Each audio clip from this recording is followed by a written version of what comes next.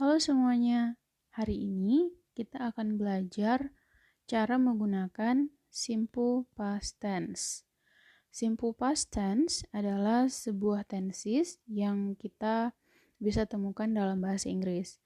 Nah, sama seperti namanya, yang simple, tenses ini adalah salah satu tenses yang juga sangat sederhana.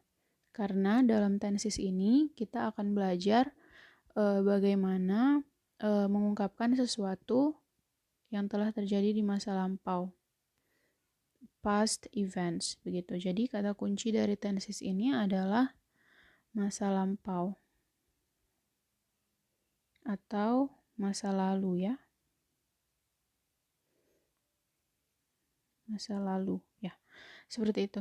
Nah, kemudian ciri kedua dari tenses ini adalah kata kerja yang digunakan yaitu kata kerja atau verb bentuk kedua, bukan verb one, seperti itu. Kemudian mari kita langsung masuk ke dalam pola kalimat ya, atau pattern.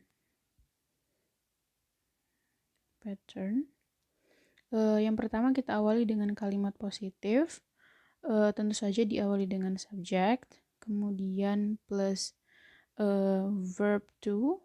Ya, ingat ini verb to adalah ciri khas dari simple past tense atau past tense itu sendiri. Kemudian ada object, lalu diikuti dengan adverb. Nah, untuk adverb sendiri, ciri khas dari tenses ini adalah adverb-adverb yang dia menunjukkan itu telah terjadi di masa lalu seperti yesterday, kemudian bisa juga last week, dan lain-lainnya. Seperti itu. Kemudian untuk kalimat yang kedua adalah kalimat negatif. Kita tentu saja mengawali dengan subject, kemudian ditambahkan did,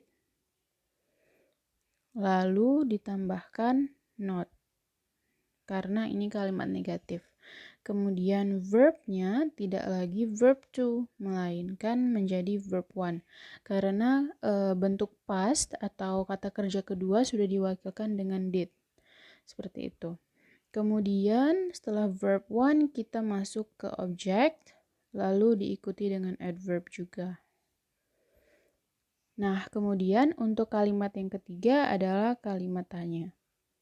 Untuk kalimat tanya ini, kita tidak lagi menggunakan subjek untuk awalannya, melainkan kita gunakan did.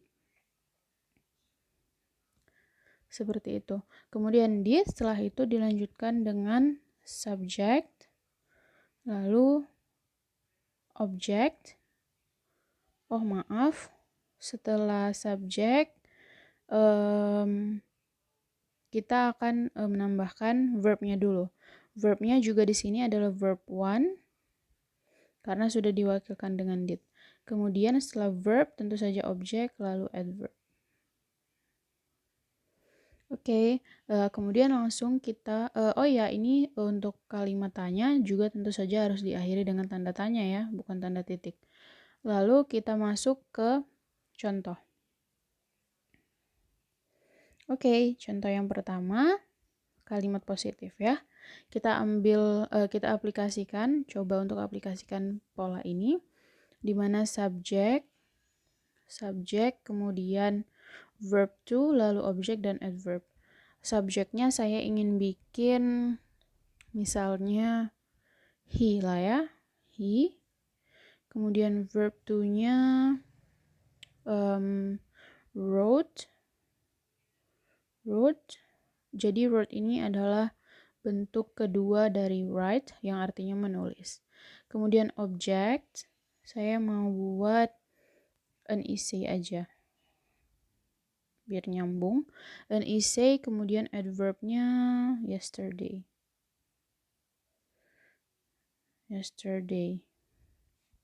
Oke. Nah, kemudian untuk kalimat negatifnya saya mau buat berdasarkan ini saja ya. Jadi tidak usah bikin kalimat baru melainkan hanya memindahkan bentuk ini yang positif menjadi negatif seperti itu. Nah, kita langsung coba subjek tetap he, kemudian did ya. Kita tambahkan did, lalu not dan verb 1. Not, verb 1 dari wrote seperti yang tadi saya katakan adalah write. Write. Oke. An essay tetap. An essay. Kemudian adverbnya tetap yesterday ya. Yesterday. Oke, kemudian lanjut ke kalimat tanya. Di kalimat tanya, kita tidak mulai dengan subjek, melainkan dengan did. Kemudian setelah itu subjek, did he. Kemudian verb 1-nya adalah write. Write. Dan objek lalu adverb. Yesterday. Kemudian tanda tanya. Maafkan tulisan saya teman-teman, agak agak jelek nih. Kemudian ini kenapa hanya besar ya? Maaf ya. Harusnya ini hanya kecil aja. H biasa. Tidak kapital. Oke, kita lanjut. Mari kita bedah satu persatu. Kalimat yang pertama yang positif. Ini he di sini adalah subjek yang ini. Oke, sudah benar. Kemudian wrote adalah verb to. Kemudian an essay di sini adalah objeknya. Yesterday adalah adverb ya. Adverb of time. Seperti itu. Ini subjek, kemudian ini verb to. Oke, yang untuk kalimat keduanya, he adalah subjek, did not tetaplah did not, kemudian write adalah verb 1. Ingat ya, di sini kita pakai verb 1 bukan verb to seperti ini. Kemudian an essay adalah object dan yesterday adalah adverb. Oke. Untuk kalimat yang ketiga, did di sini sebagai pemula ya, seperti itu, sebagai pembuka kalimat yang ini. Kemudian subjek adalah he. Write di sini adalah verb 1. Sekali lagi saya ulang karena verb 2-nya sudah dipakai di sini. Jadi kita tidak bisa pakai verb 2 lagi di sini. Kemudian an essay di sini adalah object dan yesterday tentu saja adalah adverb. Oke, begitu teman-teman. Jadi sebenarnya simple past tense ini adalah tenses yang sangat sederhana dan sangat berguna sebenarnya dalam kehidupan sehari-hari kalau kita ingin berbicara bahasa Inggris.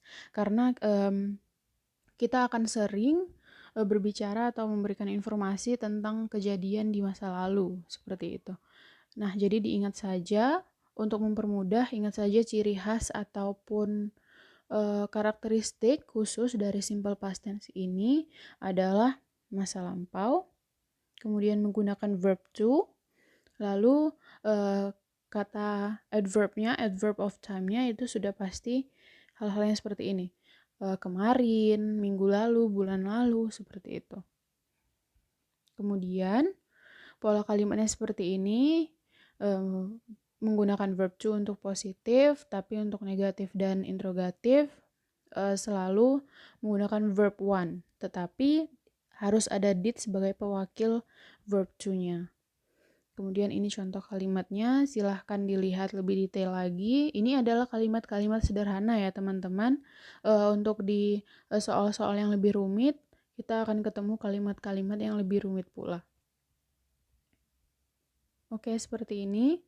Jadi, jika nanti teman-teman semua berhadapan dengan soal-soal simple past tense, sudah tidak perlu bingung lagi karena tanamkan di pikiran, tenses ini adalah tenses yang sangat sederhana. Oke, saya rasa itu saja yang bisa saya bagikan hari ini. Semoga ilmu yang saya berikan bisa bermanfaat dan berguna bagi teman-teman semua.